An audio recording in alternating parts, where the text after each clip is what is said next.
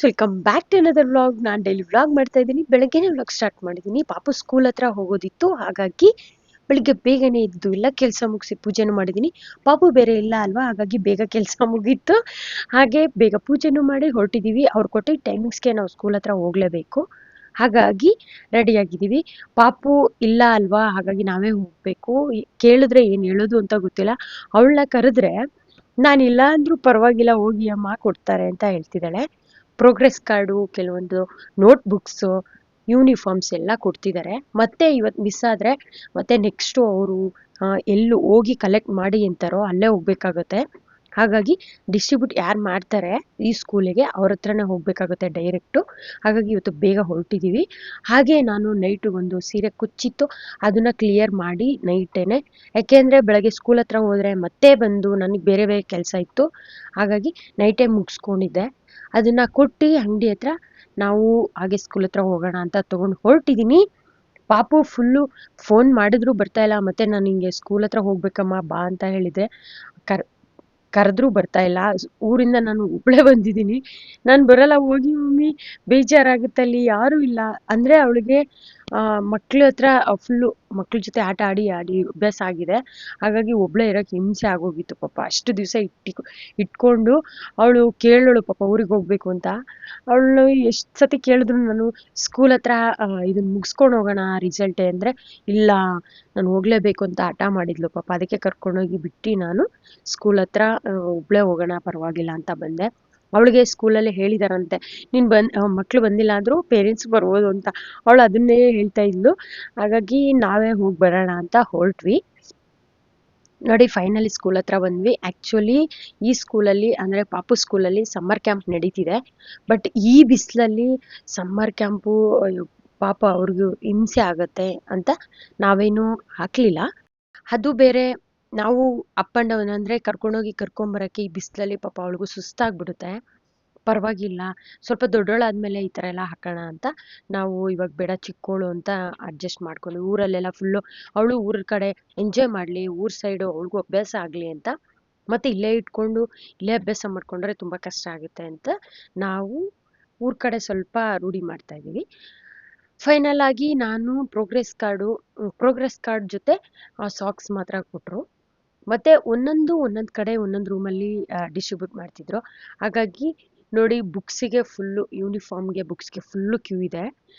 ನಾನು progress card ಮತ್ತು socks ಇಸ್ಕೊಂಬರಲಿಕ್ಕೆ class ರೂಮಿಗೆ ಹೋಗಿದ್ದೆ. ನಮ್ಮ ಮನೆಯವ್ರು ನೋಡಿ ಯೂನಿಫಾರ್ಮ್ಗೆ ಬುಕ್ಸಿಗೆ ಕ್ಯೂ ನಿಂತಿದ್ದಾರೆ. ನಾನು ಪ್ರೋಗ್ರೆಸ್ ಕಾರ್ಡ್ ಇಸ್ಕೊಂಡು ಬಂದು ಕೂತಿದ್ದೀನಿ.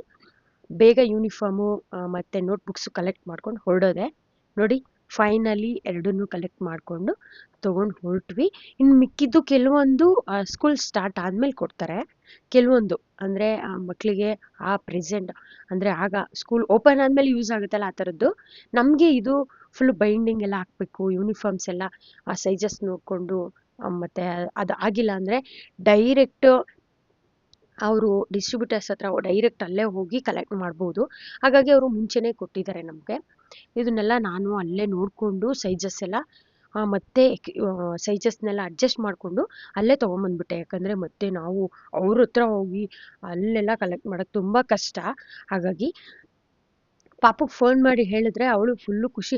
ಹೌದಾ ಮಮ್ಮಿ, ನನಗೂ ತೋರಿಸಿ ಏನೇನು ಕೊಟ್ಟಿದ್ದಾರೆ. ನಾನು ನಿನ್ನ ತಲೆ ಕೊಟ್ಟಿದ್ದಾರೆ, ಲಾಸ್ಟ್ ಟೈಮ್ ಕೊಟ್ಟಿದ್ರಲ್ಲ ಹಾಗೆ ಕೊಟ್ಟಿದ್ದಾರೆ ಅಂತ ಅವಳನ್ನ ಬೈದೆ, ರೇಗಿಸ್ದೆ. ಆಮೇಲೆ ಅವಳು ಪರವಾಗಿಲ್ಲ, ನೀವು ಈಸ್ಕೊಂಬಂದಿದ್ದೀರಲ್ವಾ ಬಿಡಿ ಅಂತ ಅಂದ್ಲು. ಖುಷಿ ಅವಳಿಗೊಂಥರ. ಬಟ್ ಬೆಂಗಳೂರಿಗೆ ಬರೋಕ್ಕೆ ಹಿಂಸೆ ಆಗ್ತಿದೆ. ಸ್ಕೂಲ್ ಸ್ಟಾರ್ಟ್ ಆದಮೇಲೆ ಅಂದರೆ ಫುಲ್ಲು ಖುಷಿ ಬರಲಿಕ್ಕೆ. ಫೈನಲ್ ಆಗಿ ಎಲ್ಲ ತೊಗೊಂಬಂದು ಮನೇಲಿಟ್ಟು ನಾನು ಡಿಮಾರ್ಟ್ ಸೈಡ್ ಹೊರಟೆ. ಡಿಮಾರ್ಟಲ್ಲಿ ಸ್ವಲ್ಪ ಐಟಮ್ಸ್ ತೊಗೊಳೋದಿತ್ತು ಚಿಕ್ಕ ಪುಟ್ಟ. ಮತ್ತು ಮಕ್ಕಳಿಗೆ ಊರಿಗೆ ಹೋಗ್ತಿದ್ದೀನಲ್ಲ, ಅವ್ರಿಗೂ ಚಿಕ್ಕ ಪುಟ್ಟ ಏನಾದರೂ ಥಿಂಗ್ಸ್ ತೊಗೊಳ್ಳೋಣ ಅಂತ. ಯಾಕೆಂದರೆ ಊರಿಗೆ ಹೋದರೆ ಅವರು ಇಬ್ಬರು ಇರ್ತಾರಲ್ವ, ಹಾಗಾಗಿ. ಹಾಗೆ ಮಧ್ಯದಲ್ಲಿ ಅಲ್ಲೇ ಹತ್ತಿರದಲ್ಲೇ ನನ್ನ ತಮ್ಮನ ಮನೆ ಇತ್ತು. ನನ್ನ ತಮ್ಮನ ಅವನು ಕೆಲ್ಸಕ್ಕೆ ಹೋಗಿರ್ತಾನೆ, ಅವ್ನ ಹೆಂಡ್ತಿನ ನಾನು ಮಾತಾಡಿಸ್ಕೊಂಡು. ಆ್ಯಕ್ಚುಲಿ ತುಂಬ ದಿವಸ ಆಗಿತ್ತು ಅವ್ರ ಮನೆಗೆ ಆ್ಯಕ್ಚುಲಿ ಹಾಲುಗ್ಸಿ. ಅದಾದಮೇಲೆ ಒಂದು ದಿವಸ ಸುಮ್ಮನೆ ಹಾಗೋಗಿ ಹೀಗೆ ಬಂದಿದ್ದಷ್ಟೇ, ಹೋಗೇ ಇರಲಿಲ್ಲ. ಹಾಗಾಗಿ ಅವಳನ್ನ ಮಾತಾಡಿಸ್ಕೊಂಡು ಹಾಗೆ ಡಿಮಾರ್ಟಿಗೆ ಹೋಗೋಣ, ಹತ್ರ ಅಲ್ವಾ, ತುಂಬ ಬಿಸಿಲು ಬೇರೆ ಇತ್ತು. ಹಾಗಾಗಿ ಅವ್ರ ಮನೆ ಹತ್ರ ಹೋಗಿ ಅವಳನ್ನ ಮಾತಾಡಿಸ್ಕೊಂಡು ಹಾಗೆ ಡಿಮಾರ್ಟಿಗೆ ಹೋಗಿ ಐಟಮ್ಸ್ ಎಲ್ಲ ತೊಗೊಂಡು ಬಂದು ಊರಿಗೆ ಹೊರಡೋಣ ಅಂತ. ಊರಿಗೆ ಬೇರೆ ಹೊರಡೋದಿತ್ತು. ನಾನೊಬ್ಬಳೇ ಏನು ಮಾಡೋಣ, ಅವಳು ಇಲ್ಲ. ಹಾಗಾಗಿ ಡಿಮಾರ್ಟಲ್ಲಿ ಅವಳಿಗೆ ಬೇಕಾಗಿದ್ದ ಥಿಂಗ್ಸು ಮತ್ತು ನಮ್ಮ ಅಕ್ಕನೂ ಕೆಲವೊಂದು ಥಿಂಗ್ಸ್ ಹೇಳಿದ್ಲು ಬೇಕು ಅಂತ ಅಡುಗೆ ಮನೆದು ಅಥವಾ ಅವಳಿಗೆ ಕೆಲವೊಂದು ನಾನು ಅವಳು ಅಡುಗೆ ಮನೆಗೆ ಹೋದಾಗ ಕೆಲವೊಂದು ಥಿಂಗ್ಸ್ ಇರಲ್ಲ ಅಲ್ವಾ, ಅದನ್ನು ನಾನು ಮೈಂಡಲ್ಲಿ ಇಟ್ಕೊಂಡಿದ್ದೆ. ಅದನ್ನೆಲ್ಲ ತೊಗೊಂಡು ಅವಳಿಗೆ ಬೇಕಾಗಿದ್ದು ತೊಗೊಂಡು ಮಕ್ಕಳಿಗೆ ಹೊರಡೋಣ ಅಂತ ಹೋಗಿ ಸ್ವಲ್ಪ ಹೊತ್ತು ಅವಳನ್ನು ಮಾತಾಡಿಸ್ಕೊಂಡು ಕುತ್ಕೊಂಡು ಸ್ವಲ್ಪ ಹೊತ್ತು ರೆಸ್ಟ್ ಮಾಡಿ ಅವ್ರ ಮನೆಯಲ್ಲಿ ಹೊರಟೆ ಡಿಮಾರ್ಟಿಗೆ. ಡಿಮಾರ್ಟಲ್ಲಿ ಫುಲ್ಲು ರಶ್ ಇರ್ಬೋದು ಅಂದ್ಕೊಂಡೆ, ಬಟ್ ಅಷ್ಟೊಂದು ಏನಿಲ್ಲ. ಆ್ಯಕ್ಚುಲಿ ಈ ಡಿಮಾರ್ಟಲ್ಲಿ ಅಷ್ಟೊಂದು ಹಿಂಸೆ ಆಗಲ್ಲ. ವಿಜಯನಗರ ಡಿಮಾರ್ಟ್ ಅಂದರೆ ತುಂಬ ಹಿಂಸೆ. ಅಲ್ಲಿ ಟ್ರಾಲಿ ಒಂದು ಜೊತೆಲಿ ಇನ್ನೊಂದು ಹೋಗೋದೇ ಕಷ್ಟ. ಅಲ್ಲಿ ನಾವು ಅಲ್ಲಿ ಹೋಗೋದು ತಪ್ಪಿಸಿ ತುಂಬ ದಿವಸನೇ ಆಯಿತು, ಅಂದರೆ ವರ್ಷಗಳೇ ಆಯಿತು. ಇದು ಸ್ಟಾರ್ಟ್ ಆದಮೇಲೆ ಅಲ್ಲಿ ಹೋಗೋದೇ ಇಲ್ಲ. ಅಲ್ಲಿ ಬೇರೆ ಒಂದೊಂದು ಐಟಮ್ಸು ಮಿಸ್ ಆಗ್ತಾನೆ ಇರುತ್ತೆ, ಸಿಗೋದೇ ಇಲ್ಲ. ಹಾಗಾಗಿ ಇಲ್ಲಿ ಹೋಗ್ತಿರ್ತೀವಿ. ಫೈನಲ್ ಆಗಿ ನಾನು ಡಿಮಾರ್ಟಲ್ಲಿ ಚಿಕ್ಕ ಪುಟ್ಟ ತೊಗೊಳೋದಿತ್ತು. ನೋಡಿ, ನಮ್ಮ ಅಕ್ಕಂಗೆ ಕೆಲವೊಂದು ಬಾಕ್ಸ್, ಟ್ರಾನ್ಸ್ಪರೆಂಟ್ ಬಾಕ್ಸ್ ಇತ್ತು, ಸೆಟ್ಟು. ನಾನು ಎಷ್ಟಾದರೂ ತೊಗೊಂಡೋಗಿರಲಿ, ಈ ಫಂಕ್ಷನಲ್ಲಿ ಹಬ್ಬಗಳಲ್ಲಿ ಸಾಂಬಾರಂತೆ ಅದು ಇದು ಹಾಕ್ಕೊಂಡು ರಿಲೇಟಿವ್ಸ್ ತೊಗೊಂಡೋದ್ರೆ ಮತ್ತೆ ಅದು ಬರೋದೇ ಇಲ್ಲ.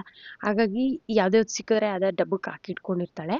ಹಾಗಾಗಿ ಅದೊಂದು ಮಕ್ಳಿಗೆ ಬೇಕಾಗಿದ್ದು, ಅವಳಿಗೆ ಇನ್ನೂ ಬೇರೆ ಏನಾದರೂ ಬೇಕಿದ್ರೆ ತೊಗೊಂಡು ಹೊರಟು ನಾನು ಮನೆಗೆ ಬಂದು, ಇದು ನೆಕ್ಸ್ಟ್ ಡೇ ಬೆಳಗ್ಗೆ ನಾನು ಸ್ಟಾರ್ಟ್ ಮಾಡಿದ್ದು. ಯಾಕೆಂದರೆ ಅವತ್ತಿನ ದಿವಸ ಅಷ್ಟೇ, ನೆಕ್ಸ್ಟು ಏನೂ ಮಾಡೋಕ್ಕಾಗಲಿಲ್ಲ, ಎಲ್ಲೂ ಹೋಗಲೂ ಇಲ್ಲ. ಹಾಗಾಗಿ ನೆಕ್ಸ್ಟ್ ಡೇ ಬೆಳಗ್ಗೆ ನಾನು ಊರಿಗೆ ಹೊರಡೋ ದಿವಸದ್ದು ನಾನು ವ್ಲಾಗ್ ಮಾಡ್ತಾಯಿದ್ದೀನಿ. ಅಂದರೆ ಕಂಟಿನ್ಯೂಸ್ ವ್ಲಾಗ್ ಅಂತಲೇ ಹೇಳ್ಬೋದು. ಬೆಳಗ್ಗೆ ನಾನು ಮತ್ತೆ ವ್ಲಾಗ್ ಸ್ಟಾರ್ಟ್ ಮಾಡಿ ಪುಳಿಯೋಗರೆ ಮಾಡಿ ಸ್ವಲ್ಪ ಫ್ರೆಶ್ ಅಪ್ ಆಗಿ ರೆಡಿಯಾಗಿ ಊರಿಗೆ ಹೊರಡೋಕ್ಕೆ.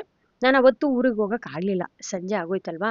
ಹಾಗಾಗಿ ಏನೂ ಮಾಡೋಕ್ಕಾಗಿಲ್ಲ. ಅಷ್ಟೊತ್ತಲ್ಲಿ ಹೋಗಿ ಏನು ಮಾಡೋದು, ಲೇಟ್ ಆಗಿಬಿಡುತ್ತೆ. ಊರ ಸೈಡ್ ಬಸ್ಗಳು ಬೇರೆ ಸಿಗಲ್ಲ. ಹಾಗಾಗಿ ನಾನು ಹೋಗಲಿಲ್ಲ. ನೆಕ್ಸ್ಟ್ ಡೇ ಬೆಳಗ್ಗೆ ಬೇಗ ಹೊರಟಿದ್ದೀನಿ. ಯಾಕೆಂದರೆ ಬಿಸಿಲಾದರೆ ಹೋಗೋಕ್ಕಾಗೋದಿಲ್ಲ, ಹಿಂಸೆ ಆಗುತ್ತೆ. ಹಾಗಾಗಿ ಬೆಳಗ್ಗೆ ಬೇಗನೆ ಎಲ್ಲ ಕೆಲಸ ಮುಗಿಸಿ ಪೂಜೆನೂ ಮಾಡಿ ತಿಂಡಿ ಪುಳಿಯೋಗರೆ ರೆಡಿ ಮಾಡಿ ಎಲ್ಲ ಕೆಲಸ ಮುಗಿಸಿ ತಿಂಡಿ ತಿಂದು ಹೊರಡೋಣ ಅಂತ. ನೋಡಿ, ಫೈನಲ್ ಆಗಿ ಒಂಥರ ನೆಮ್ಮದಿ. ಬೇಗ ಎಲ್ಲ ಕೆಲಸ ಮುಗಿಸಿ ತಿಂಡಿ ತಿನ್ನೋದಂದರೆ ನೆಮ್ಮದಿ. ಆಮೇಲೆ ಫ್ಲ್ಯಾಶ್ ಆಯಿತು, ಹೊರಡೋಣ ಅನ್ನೋ ಟೈಮಲ್ಲಿ ಒಬ್ಬರು ಸೀರೆ ಕೊಟ್ಟಿದ್ರು ಕುಚ್ಚಿಗೆ. ಅದು ಕುಚ್ಚಾಕೋಣ ಅನ್ನೋ ನೋಡೋದ್ರಲ್ಲಿ ಅವ್ರು ಆ್ಯಕ್ಚುಲಿ ಜಿಗ್ಜಾಗ್ ಹೇಳಿದ್ರು. ಆ್ಯಕ್ಚುಲಿ ಜಿಗ್ಜಾಗ್ ಮಾಡ್ಕೊಂಡು ನೀವು ಮಾಡ್ಕೊಳ್ಳಿ ಅಂತ. ಅಂಗಡಿಯವರಾದರೆ ಜಿಗ್ಜಾಗ್ ಮಾಡಿ ಕೊಡ್ತಾರೆ, ಇವರು ಮನೆಯಿಂದ ಕೊಟ್ಟಿದ್ದಲ್ವಾ, ಹಾಗಾಗಿ ಜಿಗ್ಜಾಗ್ ಮಾಡಿರಲಿಲ್ಲ. ಸಡನ್ನಾಗಿ ಥಿಂಕ್ ಮಾಡಿ, ಅಯ್ಯೋ ಮತ್ತೆ ಊರಿಗೆ ತೊಗೊಂಡೋದ್ರೆ ಆರಾಮ್ ಊರಲ್ಲೇ ಹಾಕ್ಕೊಂಡ್ಬಿಟ್ಟು ಆಮೇಲೆ ತೊಗೊಂಬಂದು ಕೊಡ್ಬೋದಲ್ವಾ, ಮತ್ತೆ ಬರ್ತೀನಲ್ವಾ ಅವಾಗ ತರೋಣ ಅಂತ ಅಂದ್ಕೊಂಡಿದ್ದೆ. ಅವ್ರಿಗೂ ಹೇಳಿದ್ದೆ ನಾನು ಊರಿಗೆ ಹೋಗ್ತಿದ್ದೀನಿ, ಹೋದರೆ ತೊಗೊಂಡೋಗಿ ಮತ್ತೆ ವಾಪಸ್ಸಾಗಿ ತರ್ತೀನಿ ಅಂತ. ಹಾಗಾಗಿ ನೋಡಿ ಜಿಗ್ಜಾಗ್ ಮಾಡ್ಕೋತಿದ್ದೀನಿ. ಕುಚ್ಚಾಕ್ಲಿಕ್ಕೆ ಅಂದರೆ ನಾನು ಒಂದು ಲೈನು ಕ್ರೋಶ ಹಾಕ್ಕೋತೀನಲ್ವಾ, ಹಾಗಾಗಿ ಅದನ್ನು ನಾನು ಆ್ಯಕ್ಚುಲಿ ದಾರ ಸುತ್ತಿ ಇಟ್ಕೊಂಡಿದ್ದೀನಿ ಆಲ್ರೆಡಿ. ಬಸ್ಸಲ್ಲಿ ಏನಾದರೂ ಸೀಟ್ ಸಿಕ್ಕಿ ಫ್ರೀ ಆಗಿದ್ದರೆ ನಾನು ಕ್ರೋಶ ಹಾಕ್ಕೊಂಡ್ಬಿಡ್ಬೋದಲ್ವ, ಊರಿಗೆ ಹೋದಾಗ ಕುಚ್ಚು ಹಾಕ್ಕೊಂಡು ಎತ್ತಿಟ್ಕೋಬೋದು. ಊರಲ್ಲಿ ಕೆಲಸ ಇದ್ದರೆ ಎಲ್ಲ ಮಾಡೋಕ್ಕಾಗಲ್ಲ. ಹಾಗಾಗಿ ನಾನು ಯಾವಾಗ ಫ್ರೀ ಇರ್ತೀನಿ ಆಗ ಹಾಕ್ಕೊಬೋದು ಅಂತ ನಾನು ಜಿಗ್ಜಾಗ್ ಮಾಡ್ಕೋತಾ ಇದ್ದೀನಿ. ಬೇಗ ಮಾಡ್ಕೊಂಬಿಡೋಣ ಅಂತ. ನಮ್ಮ ಮನೆಯವರು ಆ ಕಡೆ ಹೋಗ್ತಿದ್ದೀನಿ ಬಿಡ್ತೀನಿ ಅಂತ ಹೇಳಿದ್ರು ಬಸ್ಸಿಗೆ. ಒಂಥರ ಬಿಡ್ತಾರಲ್ವ ಅಂತ. ಇಲ್ಲ ಅಂದರೆ ಮಧ್ಯದಲ್ಲಿ ನಾನು ಬಸ್ ಸ್ಟಾಪ್ ಹತ್ರ ಬಿಡಿಸ್ಕೊಂಡ್ರೆ ನವರಂಗ್ ಹೋಗಿ ಹತ್ಕೊಂಡು ಹೋಗ್ಬೋದು ಬಸ್. ಹಾಗಾಗಿ ಫೈನಲಿ ರೆಡಿ ಆದೆ. ಎಲ್ಲ ಪ್ಯಾಕಿಂಗ್ಸ್ ಎಲ್ಲ ನೋಡಿ, ಡಿಮಾರ್ಟಲ್ಲಿ ತೊಗೊಂಬಂದಿದ್ದು ಥಿಂಗ್ಸು ಮತ್ತು ನನಗೆ ಬಟ್ಟೆಗಳ್ದೆಲ್ಲ ಪ್ಯಾಕಿಂಗ್ ಆಯಿತು. ಬಿಡ್ರಿ ಬಿಸಿಲಾಗುತ್ತೆ ಅಂದರೆ ಇವರು ಫೋನಲ್ಲಿ ಮಾತಾಡ್ಕೊಂಡು ಆರಾಮಾಗಿ ತಣ್ಣಗೆ ಗಾಳೀಲಿ ಕೂತಿದ್ದಾರೆ. ನಾನು ಬಿಸಿಲಾಯ್ತು, ಟೈಮ್ ಆಗುತ್ತೆ, ಮತ್ತೆ ಊರಿಗೆ ಹೋಗೋಕ್ಕೆ ಕಷ್ಟ ಆಗುತ್ತೆ ಅಂತ ಹೇಳಿದಕ್ಕೆ ಫೈನಲಿ ಬಂದರು ಬಿಡೋಕ್ಕೆ. ಜಸ್ಟು ನಮಗೆ ನಿಯರ್ ಬಸ್ ಸ್ಟಾಪಲ್ಲಿ ಬಸ್ ಹತ್ಸೋರು ಅಷ್ಟೇ. ಇನ್ನೇನು ತುಂಬ ಲಗೇಜ್ ಇರಲಿಲ್ಲ ಅಲ್ವಾ, ಹಾಗಾಗಿ ನವರಂಗಲ್ಲಿ ನಾನು ಹೋಗ್ತೀನಿ ಅಂತ ನವರಂಗಿಗೆ ಬಸ್ ಹತ್ಸಿದ್ರೆ ಸಾಕು. ಮತ್ತು ಇವ್ರು ಪಾಪ ನವರಂಗಿಗೆ ಅಷ್ಟು ದೂರ ಬಿಸಿಲಲ್ಲಿ ಇನ್ನೇನು ಅವ್ರಿಗೂ ಕೆಲಸಗಳಿರುತ್ತಲ್ಲ, ಹಾಗಾಗಿ ನಿಯರ್ ಬಸ್ ಸ್ಟಾಪಲ್ಲೇ ನನಗೆ ಬಸ್ ಹತ್ಸಿದ್ರು. ನಾನು ಆ್ಯಕ್ಚುಲಿ ಸ್ಯಾರಿ ಕುಚ್ಚು ಬೇರೆ ಇತ್ತಲ್ವ, ಹಾಗಾಗಿ ತುಂಬ ರಶ್ ಆದರೆ ಬಸ್ಸು ಮತ್ತು ನನಗೆ ಸ್ಯಾರಿ ಕುಚ್ಚು ಹಾಕೋಕ್ಕಾಗಲ್ಲ ಅಲ್ವಾ, ಬೇಜಾರು. ಅಂದರೆ ಕುಚ್ಚು ಹಾಕಲ್ಲ ಬಸ್ಸಲ್ಲಿ, ಜಸ್ಟು ಕ್ರೋಶ. ಅದೇನು ಜಸ್ಟು ಕ್ರೋಶ ಹಾಕೋದಲ್ವಾ, ಎಲ್ಲಿ ಕೂತ್ರು ಹಾಕ್ಕೋಬೋದು. ಜಸ್ಟು ನಮಗೇನು ದಾರ 6 ಎಳೆ ದಾರ ಸುತ್ಕೊಂಡಿರೋ ದಾರ ಇದ್ದರೆ ಸಾಕು, ಹಾಕ್ಕೋಬೋದು. ನೋಡಿ ಫೈನಲಿ ಸ್ವಲ್ಪ ಹೊತ್ತು ಸುಮ್ಮನೆ ಇದ್ದೆ, ನೋಡೋಣ ಸ್ವಲ್ಪ ಹೊತ್ತು ಆರಾಮ್ ರೆಸ್ಟ್ ಮಾಡೋಣ ಅಂತ ರೆಸ್ಟ್ ಮಾಡಿದೆ. ಮತ್ತು ಆಮೇಲೆ ಬೇಜಾರಾಯಿತು. ಪಾಪು ಇದ್ದರೆ ಏನಾದರೂ ಮಾತಾಡ್ತಿರ್ತಾಳೆ, ತಲೆ ತಿಂತಿರ್ತಾಳೆ. ಒಬ್ಬಳೇ ಅಂದರೆ ಬೇಜಾರಾಗ್ತಿರುತ್ತೆ. ಹಾಗಾಗಿ ನನಗೆ ನಿದ್ದೆನೂ ಬರಲಿಲ್ಲ, ತುಂಬ ಸೆಕೆ ಬಿಸಿಲು ಆಗಲಿಲ್ಲ. ಹಾಗಾಗಿ ನಾನು ಇನ್ನೇನು ಮಾಡೋದು ಅಂತ ಸ್ಯಾರಿ ಮೇಲೆ ಇಟ್ಕೊಂಡಿದ್ದೆ ಬ್ಯಾಗಲ್ಲಿ ತೊಗೊಂಡು ಕುಚ್ಚಾಕ್ತಾ ಇದ್ದೀನಿ ನೋಡಿ. ಅಂದರೆ ಕುಚ್ಚಂದರೆ ಕ್ರೋಶ ಮಾಡ್ಕೋತಾ ಇದ್ದೀನಿ. ಕ್ರೋಶ ಮಾಡಿಕೊಂಡ್ರೆ ಊರಿಗೆ ಹೋದಾಗ ಆರಾಮಾಗಿ ಕುಚ್ಚಾಕ್ಕೋಬೋದು. ನೋಡಿ ಫೈನಲ್ ಆಗಿ ಕ್ರೋಶ ಮುಗೀತು. ಹತ್ತತ್ರ ನನಗೂ ಊರಿಗೆ ಹತ್ತತ್ರ ಬಂತು. ಎಲ್ಲ ಬ್ಯಾಗಲ್ಲಿ ಎತ್ತಿಟ್ಟು ಆಮೇಲೆ ಸ್ವಲ್ಪ ಹೊತ್ತು ರೆಸ್ಟ್ ಮಾಡಿದೆ. ಯಾಕೆಂದರೆ ಬಸ್ ಸ್ಟಾಪ್ ಬಂದಾಗ ಇದೆಲ್ಲ ಎತ್ತಿಟ್ಕೊಳಕ್ಕಾಗಲ್ಲ. ಹಾಗಾಗಿ ಫೈನಲಿ ನಾನು ಊರು ಹತ್ತತ್ರ ಬಂದಿದ ತಕ್ಷಣ ನಂದು ಕ್ರೋಶನೂ ಮುಗೀತು, ಊರು ಬಂತು ಅಂತ ಆರಾಮ್ಸಿ ಪಾಪುಗೆ ಬೇರೆ ಫೋನ್ ಮಾಡಿದೆ ಬರ್ತಾ ಇದ್ದೀನಿ ಅಂತ. ಅವಳು ಫುಲ್ಲು ಖುಷಿ ಬರ್ತಿದ್ದೀರಾ ಅಂತ. ನಮ್ಮ ಅಕ್ಕ ಬೇರೆ ಹೌದಾ ಈ ಬಿಸಿಲಲ್ಲಿ ಬರ್ತಿದ್ದೀರಾ, ಪರವಾಗಿಲ್ಲ ಬಿಸಿಲಾದ್ರೇನು ಒಬ್ಬಳೇ ಅಲ್ವಾ, ಮಕ್ಕಳಿದ್ರೆ ಅಂದರೆ ಚಿಕ್ಕ ಮಕ್ಕಳಿದ್ರೆ ಹಿಂಸೆ ಬಿಸಿಲಲ್ಲಿ. ಮತ್ತೆ ನಾವು ಊರಿಗೆ ಬೇರೆ ಬಸ್ ಕ್ಯಾಚ್ ಮಾಡಬೇಕು, ಆ ಬಿಸಿಲಲ್ಲಿ ನಿಂತ್ಕೊಂಡು ವೆಯ್ಟ್ ಮಾಡಬೇಕು, ಹಿಂಸೆ ಆಗುತ್ತೆ ನೋಡಿ. ಫೈನಲಿ ನಾನು ಬಸ್ಸಿಗೆ ವೆಯ್ಟ್ ಮಾಡಿಕೊಂಡು ನಾನು ಎಷ್ಟು ಬೇಗ ಹೊರಟ್ರು ಬರೋದೇ ಸಾಯಂಕಾಲ ಆಗುತ್ತೆ ನೋಡಿ. ಸಂಜೆ ಬಿಸಿಲು ಯಾವ ಕಡೆ ಹೋಗಿದೆ, ಮುಳುಗೋ ಕಡೆ ಸೂರ್ಯ ಬಂದೇ ಬಿಟ್ಟಿದ್ದಾರೆ. ಸಂಜೆ ಹಾಗೇ ಹೋಯ್ತು. ಯಾಕೆಂದರೆ ಊರಿಂದ ಬಂದರೆ ನಮ್ಮೂರ ಕಡೆ ಸಿಗೋ ಬಸ್ ಸಿಗ್ಬೇಕಲ್ವ ನನಗೆ, ಅಲ್ಲಿ ವೆಯ್ಟ್ ಮಾಡಲೇಬೇಕು. ಹಾಗಾಗಿ ಇನ್ನೇನು ಮಾಡೋಕ್ಕಾಗಲ್ಲ. ಏನು ಮಾಡೋದು, ಎಷ್ಟೊತ್ತಿಗೆ ಹೊರಟ್ರು ಬರೋದೇ ಈ ಟೈಮ್ ಆಗುತ್ತೆ ಅಂತ ನಾನು ಅಂದ್ಕೊಂಡು ಒಟ್ಟಿನಲ್ಲಿ ಬೆಳಕಿರೋ ಟೈಮಲ್ಲಿ ಬಂದನಲ್ಲ ಅನ್ನೋ ಖುಷಿ. ಫೈನಲಿ ಪಾಪು ನೋಡಿ ನಾನು ಬಸ್ ಇಳಿದು ನಡ್ಕೊಂಬರೋ ಟೈಮ್ಗೆ ಓಡ್ ಬಂದಿದ್ದಾಳೆ ಬಸ್ ಸ್ಟಾಪ್ ಕಡೆ, ಅಂದರೆ ರೋಡ್ ಸೈಡು. ಎಕ್ಸ್ಪ್ಲೇನ್ ಮಾಡ್ತಿದ್ದಾಳೆ ಫುಲ್ಲು. ಅಲ್ಲಿ ಕುರಿ ಪಾಪು ಹಾಗೆ ಮಾಡ್ತಿದೆ, ಮೇಕೆ ಪಾಪು ಹೀಗೆ ಮಾಡ್ತಿದೆ, ಹಸು ಹೀಗೆ ಮಾಡುತ್ತೆ. ಅವಳದು ಫುಲ್ಲು. ಯಾಕೆಂದರೆ ವರ್ಷ ಪೂರ್ತಿ ಪಾಪ ಬೆಂಗಳೂರಲ್ಲಿ ಇರ್ತಾಳೆ. ಸಡನ್ ಊರಿಗೆ ಬಂದ ತಕ್ಷಣ ಇಲ್ಲಿ ಯಾವುದ್ಯಾವುದನ್ನ ನೋಡಿರ್ತಾಳೆ, ಅದನ್ನೊಂಥರ ಅವಳಿಗೆ ಹೊಸಾದು ನೋಡೋ ಥರ ಎಕ್ಸೈಟ್ ಆಗಿರ್ತಾಳೆ. ಅದನ್ನು ನನಗೆ ಎಕ್ಸ್ಪ್ಲೇನ್ ಮಾಡೋದೇ ಒಂಥರ ಖುಷಿ. ಅವಳು ಎಕ್ಸ್ಪ್ಲೇನ್ ಮಾಡೋದು ನೋಡಿ ನನಗೆ ಖುಷಿ. ಅವಳು ಕೈಯಲ್ಲಿ ಕಾಲಲ್ಲಿ ಫುಲ್ಲು ಬಾಯಲ್ಲೆಲ್ಲ ಎಕ್ಸ್ಪ್ರೆಷನ್ಸ್ ಕೊಡ್ತಿರ್ತಾಳೆ. ಒಂಥರ ಚೆನ್ನಾಗಿರುತ್ತೆ ನೋಡಲಿಕ್ಕೆ, ಒಂಥರ ಖುಷಿ ಆಯಿತು. ಫೈನಲಿ ಬಂದು ಶಕೆ ಫುಲ್ಲು ಹಿಂಸೆ ಆಗೋಯ್ತು.